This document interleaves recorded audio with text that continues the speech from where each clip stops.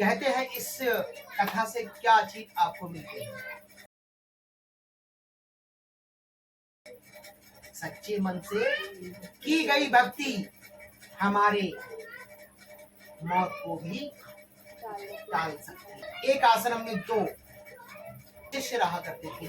एक नित्य क्रम पूजा पाठ किया करता था, एक वैश्याओं का नृत्य देखने जाया करता था। वो रोज मंदिर जाया करता था, वो रोज वैश्याओं का नृत्य देखने जाया करता था। एक दिन जब वो मंदिर से वापस आ रहा था तो उस लड़के को एक कील के पैर में घुस गई, पैर के आर पार हो गई। गुरुजी से जाकर कहा कि मैं तो रोज पूजा पाठ किया करता हूँ, तो मुझे ये क्यों लगा? तो गुरुजी ने कहा ठहर जा, थोड़ी देर बाद बताऊंगा। इतने में दूसरा व्यक्ति भी आ रहा था, तो रास्ते में उसको पड़ा हुआ सोना, इतना सारा सोना, वो नित्य देख के आ रहा था। तो उसने कहा गुरुजी मुझे तो सोना मिला है। अब उसने कहा मैं पूजा पाठ करता हूँ तो मुझे सोना नहीं मिला, मुझे कील मिली, और ये नृत्य देखने जाया करता है तो इसको सोना मिला। तो गुरुजी से कहा गुरु कि ऐसा क्यों? तब कहा गुरुजी ने कि सुन कि आज के दिन तेरी मृत्यु लिखी थी। उस मंदिर वाले जो मंदिर में पूजा पाठ किया करता था, उसने कहा कि तेरी आज के दिन मृत्यु लिखी थी, जो तूने पूजा पाठ करके सत्कर्म करके उस मृत्यु को टाल दिया। जो होनी होगी वो होकर रहेगी, इसीलिए वो कील लग करके पूरा हो गया। इसने जिंदगी भर वैश्याओं का नृत्य देखा है, सो आज के दिन इसका राजा बनने का योग था। सो इसने वैश्याओं का नृत्य देख के पाप कर्म कमा करके उसने उसको खो दिया, मगर होनी तो होनी थी। सो उसको थोड़ा सा सोना दे करके भगवान ने उसको संतुष्ट कर दिया। इसलिए कि जो पाप कर्म होते हैं, इसीलिए हमको किसी की बुराई नहीं करनी चाहिए। एक घर में सास और बहू रहा करती थी। एक दिन बुलावा आया पड़ोस के यहाँ से, जैसे यहाँ कथा हो रही है, और वैसे ही बुलावा दिया मोहल्ले में कि हमारे यहाँ कथा सुनने के लिए आ जाना। सो वो बुढ़िया भी कथा सुनने के लिए चली गई। इत्तेफाक से तिजोरी थी ना, उसमें ताला लगाना भूल गई और बहू घर में थी। उसने जब पंडाल में पहुंचने के बाद में उसको याद आया कि मैंने तिजोरी का तो ताला लगाया ही नहीं है, बहू तो घर में है। सो वो उसको उसका जो कथा में ध्यान नहीं था, उसका घर पर किस पे था ध्यान? तिजोरी पे, कहीं मेरा माल ना निकाल ले। मगर जो बहू घर में काम कर रही थी उसका ध्यान था पंडाल में सासू जी के साथ, कि मुझे जाने का मौका नहीं मिल पाया काम के चलते, तो उसका ध्यान था वहां पर कथा में, और उसका ध्यान था जब दोनों की देह छूटी और भगवान के पास गए, तो सास को तो भेज दिया नरक और बहू को भेज दिया। तो सास ने पूछा ऐसा क्यों? बोले तुम जहां बैठी थी वहां पर कथा में तुम नहीं थी, तुम्हारा ध्यान था माया पर, और जो माया मोह में लटका रहता है वो इस संसार में ही उलझ के रह जाता है, और जो मोह माया त्याग देता है वो भगवान वैकुंठ के निवासी, गोलोक का निवासी, शिव जी के चरणों का निवासी होता है। सारे पुण्यदान आपके निष्फल हो जाएंगे, मगर भोलेनाथ का जो भी आप कार्य कर रहे हो, रुद्र अभिषेक, जल अभिषेक या कथा या कुछ भी शिव महापुराण की कथा कर रहे हो, आपके जीते जी तो आपके साथ रहेगा और मरने के बाद भी आपके साथ ही जाएगा। यमराज की बस की बात नहीं है कि जो आपको छू ले। आपके प्राणों को सिर्फ शिवजी महाराज के ही गणना करते हैं, कोई छू नहीं सकता। कहते हैं उससे पता चलता है कि वो सनातनी है, वो किस धर्म को मानता है, किस भगवान को मानता है। हमारे तिलक से ही पहचान होगा। जो त्रिपुंड लगाता है वो भगवान शिव का दास होता है, जो सीधा तिलक लगाता है वो भगवान विष्णु का होता है, जो बिंदी लगा कर जाता है वो माता रानी का भक्त होता है। इस प्रकार से तिलकों का अलग अलग व्याख्यान। बोलिए उमापति महादेव की। ये चढ़ा दीजिएगा थोड़ा सा। सोमवार का जो व्रत करते हैं तो उसको कैसे फल मिलता है सुनिएगा। कि एक समय महादेवी पार्वती जी के साथ भ्रमण करते हुए मृत्युलोक में अमरावती नगरी में आए। वहां पर राजा ने सुंदर शिव मंदिर बनवाया। शंकर जी ने वही ठहरने लगे। एक दिन पार्वती जी शिव जी से बोली, नाथ आओ चौसर खेल। चौसर लूडो का खेल समझते हो ना, 4 लोग बैठ के खेलते हो, चौसर चौसर बोला जाता है उसके। और चौसर के खेल में ही हमारे पांडव अपने आप को भी हार गए। चौसर के ही खेल में, क्योंकि जो चौसर की जो गिट्टी थी ना, वो शकुनी जो मामा था ना, शकुनी मामा दुर्योधन का मामा, उसके पिता के हड्डियों का बना हुआ था। जो गिट्टी थी, जो गिट्टी फेंका कर पासे फेंका करते थे, वो उसके हड्डियों के बना हुआ था। तो शकुनी मामा जैसा बोला करता था वो पासे वैसा ही किया करते थे।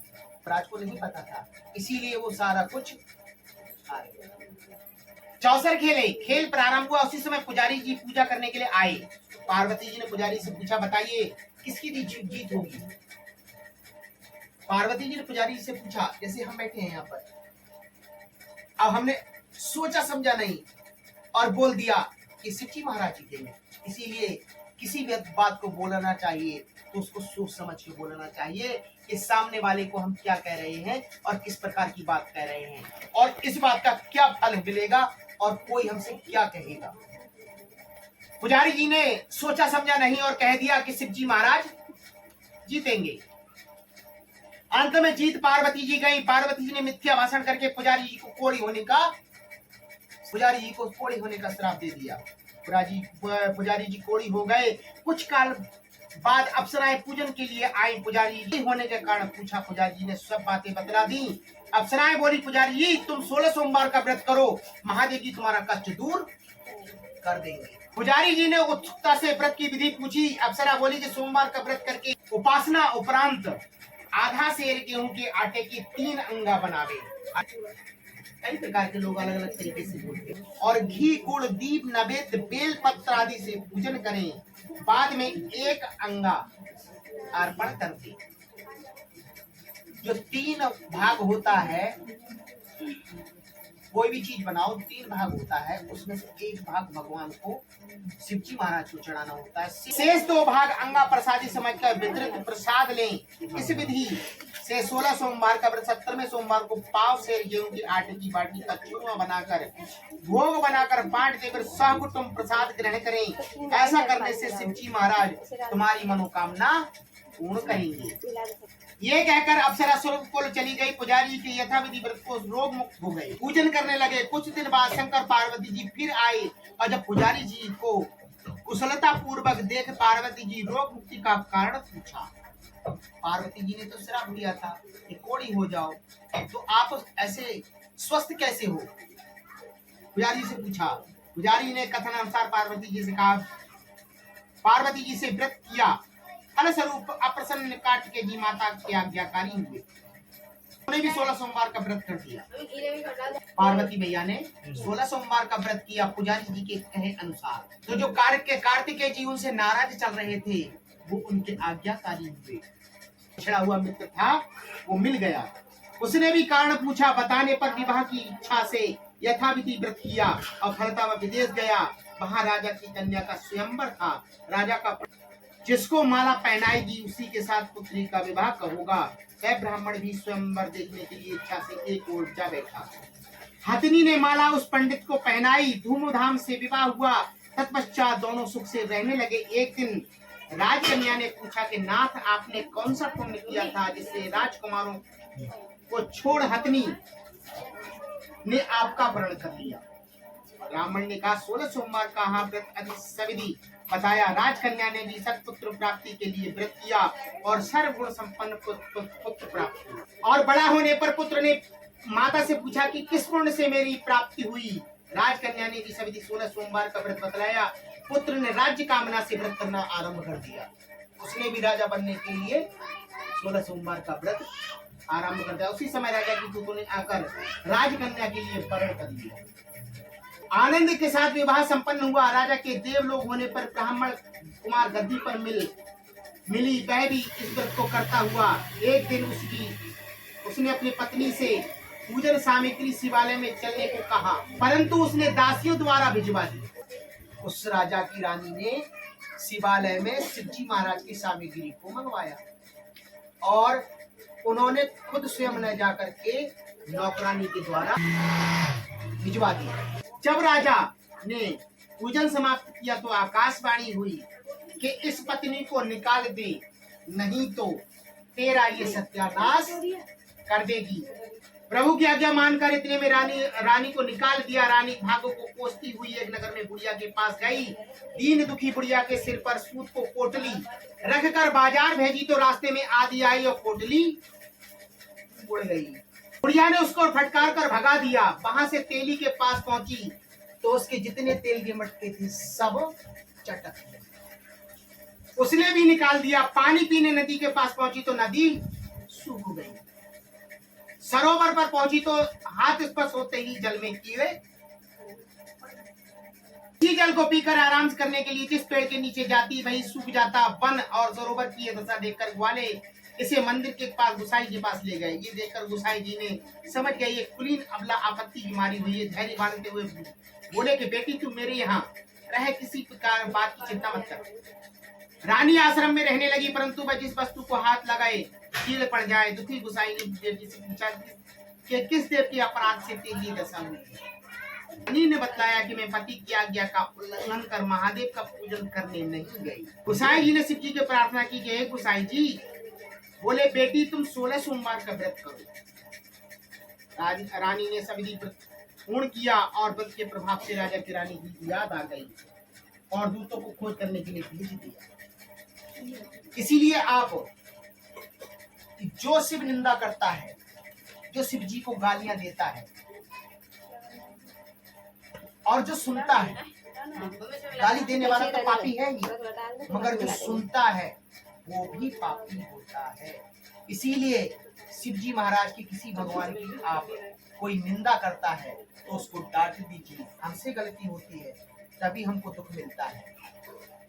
और दुख क्यों मिलता है? कहते हैं भगवान हमको तो बड़ी दुख दे, सास हमारी मारत, ससुर हमारे खान को ना दे, घर वालों समझत ना वो दारू पियत। तो ऐसी नौबत ही मतलब कुछ मत करो। तुम्हारे सारे घर के क्रफ्ट हम मानते हैं, मगर तुम तो अच्छे बनो। क्या पता है तुम्हारे को जो तुमने किया है वो सारे घर वाले तुम्हारे सहारे सब तर जाए। क्या पता है वो तुम्हारे रास्ते पर चलने लगे, कोई पता नहीं। एक लोटा शिव जी महाराज को जल चढ़ाना चाहिए। स्त्रियों को सबसे पहले क्या करना चाहिए? नहा धोकर किचन में तब जाना चाहिए। मगर आज की औरतें क्या करती हैं? सबसे पहले झाड़ू भी ना लगाई और खान को दे दो, चाय दे दो, सबसे पहले जहर पियन को ना झाड़ू लगाई, कुछ भी सबसे पहले रखी, दूध की चाय बनाई और पीने लगी, ना मुंह धोए ना हाथ धोए। तो ऐसा नहीं करना चाहिए, उससे दरिद्रता घर में आती है। दरिद्रता लक्ष्मी जी की बड़ी बहन है। समुद्र मंथन हुआ था तब लक्ष्मी जी प्रकट हुई थी। कैसे? समुद्र के गर्भ से। तब उसी समय दरिद्रता भी उसी समय प्रकट हुई थी। पहले दरिद्रता प्रकट हुई, फिर लक्ष्मी जी प्रकट हुई। और लक्ष्मी जी की बड़ी बहन दरिद्रता है। लक्ष्मी जी जिससे ज्यादा सुंदर है, मगर उनको क्या क्या पसंद है? लक्ष्मी और उन दोनों में जमीन आसमान का अंतर है। हम नींबू मिर्चा क्यों बांधते हैं गेट? नींबू मिर्चा किस लिए बांधते हैं गेट पर? कि नींबू मिर्चा हम इसलिए बांधते हैं क्योंकि दरिद्रता को खट्टा और तीखा पसंद है और लक्ष्मी जी को मीठा पसंद है। नींबू मिर्चा को गेट पे बांधा जाता है, दरिद्रता वहीं से खाए और वहीं से वापस हो जाए। लक्ष्मी जी को हम मिठाई घर के अंदर इसलिए रखते हैं कि लक्ष्मी हमारे घर में प्रवेश करे और वो वहां बैठकर हमारे प्रसाद का ग्रहण करे और हमें उसका वर दे। इसीलिए मिठाई को घर में रखा जाता है और नींबू मिर्चा को गेट पे बांधा जाता है। गुसाई जी ने शिव जी को प्रार्थना की। गुसाई जी बेटी बोले कि तुम 16 सोमवार का व्रत करो। रानी की सभी व्रत पूर्ण किया। व्रत के प्रभाव से राजा की रानी की याद आ गई और दूतों ने उसको खोज करने के लिए भेज दिया। जब आपके कर्म अच्छे हो गए तो आपके पति को भी आपकी याद आ गई कि हाँ मेरी पत्नी कहीं पर है, उसकी खोज करो। राजा रानी ने बताया कि राजा आकर गोसाई जी से महाराज कही मेरी पत्नी है, शिवजी महाराज के रुष्ट होने पर मैंने इसका परित्याग कर दिया था। इसीलिए अगर कोई भी औरत घर में बिना नहाए खाना बनाती है या खाना खाती है या शाम का खाना रखा हुआ सुबह को खाती है, सुबह का बना हुआ शाम को खाती है, आलस करती है, तो उसके घर में दरिद्रता प्रवेश करती है। गोसाई जी ने आज्ञा दे दी कि राजा रानी नगर को गए। नगर वासियों ने नगर सजाया, बाजे बजने लगे, मंगलोच्चार हुआ। शिव जी की कृपा से प्रतिवर्ष 16 सोमवार व्रत का करने के रानी के साथ आनंद से रहने लगा। अंत में शिव लोक को प्राप्त हुआ। उसी प्रकार जो मनुष्य भक्ति रह सहित विधि पूर्वक 16 सोमवार का व्रत करता है और कथा सुनता है, उसकी सब मनोकामनाएं पूर्ण होती है। अंत में वह शिव लोक को प्राप्त होता है। बोलिए उमापति महादेव की जय। सोम प्रदोष किसे कहते हैं? प्रदोष किसे कहते हैं? कोई जानता है प्रदोष के बारे में? जानती हैं कि प्रदोष किसे कहते हैं? प्रदोष कहते हैं जैसे ही सूर्य को डूबता है, सूर्य छिप जाता है, उसी समय से प्रदोष काल प्रारंभ होता है। 1 घंटा तक प्रदोष काल रहता है। उस समय में शिवजी महाराज के सामने बैठकर अभिषेक करना चाहिए, पूजन करना चाहिए, शिवजी महाराज को जल चढ़ाना चाहिए। उससे हमारी मनोकामनाएं पूर्ण होती हैं। कैसे होती हैं? कि प्राचीन काल में हिमालय के पास एक वन में एक विधवा ब्राह्मणी अपने छोटे पुत्र के साथ रहती थी। वहां एक ऋषि मुनियों के आश्रम भी थे। उनकी आज्ञा से भिक्षा के लिए निकलती थी। जो कुछ भी मिल जाता उसी से अपन जीवन निर्वाह करती थी। वह अत्यंत श्रद्धा से सोम प्रदोष का व्रत भी बारंबार किया करती। एक दिन उसे विदर्भ देश के एक छोटा राजकुमार मिला, जिसके पिता को शत्रु ने मार दिया। राजकुमार जंगल में छोड़ दिया। दयावश ब्राह्मणी ने उसको अपनी झोपड़ी में लाकर उसका पालन पोषण कर दिया। उस राजा के लड़के को ले आई, वो अपने पालन पोषण करने लगी। जब ब्राह्मणी का पुत्र राजकुमार धर्मगुप्त युवा हो गए तो एक दिन उन्होंने वन में गंधर्व कन्याओं को देखा। राजकुमार असुमति नामक गंधर्व कन्या के अनुरुक्त हो गए। दोनों गंधर्व लोग चले गए। ब्राह्मण युवक लौट कर आया। असुमति के माता पिता ने राजकुमार धर्मगुप्त के साथ असुमति का विवाह कर दिया। गंधर्वों ने धर्मगुप्त के शत्रु को हराकर विदर्भ देश का राज उसे वापस लौटा दिया। राजगद्दी बैठने पर राजकुमार धर्मगुप्त को अपने मित्र ब्राह्मण युवक की याद आ गई और उसने अपने राज्य का मंत्री बना दिया। उस ब्राह्मणी के बेटे को अब जो भाई बना था उसका धर्म भाई, आपने उसको बुला करके उसको मंत्री बना दिया। वास्तव में ये सब विधवा ब्राह्मणी के सोम प्रदोष का व्रत के प्रताप था। जिसे ब्राह्मण निष्ठा और नियम से करती थी, उसे जिसे आशुतोष भगवान ने शिव प्रसन्न हो गए और ब्राह्मणी सोम प्रदोष व्रत करते हुए अपने मंत्री बने, पुत्र के साथ सुखपूर्वक रहने लगी और अंत में वैकुंठ धाम को चली गई। बोली श्री उमापति महादेव की जय। ऐसे लगाओ, पहले एक ऐसे लगाओ। चलो अभी ऑन हो रहा है, थोड़ा देर लगेगी इसलिए मैं चली जाती हूँ। देखो दीदी घास काट के लाई है जंगल इतना घास काट के लाए, देखो हम तो नहीं काट पाएंगे अब। चलो मैं घर पे आ चुकी हूँ। अभी उनका ना हवन हो रखा था, पूजा तो हो ही गई है और मैं वीडियो में निकाल के लाई हूँ। और इतने अच्छे से पंडित जी इतने अच्छे से समझा रहे थे ना, आपके साथ जितना भी मैं कथा सुन के आए उतना शेयर करूँगी। अब मैं बनाती हूँ खाना। इस वीडियो को ना इतना ही रखती हूँ। अगर मेरी वीडियो पसंद आई हो तो लाइक करना, शेयर करना, कमेंट करना। दूसरी वीडियो के आने तक इंतज़ार करना। तब तक के लिए ओके बाय।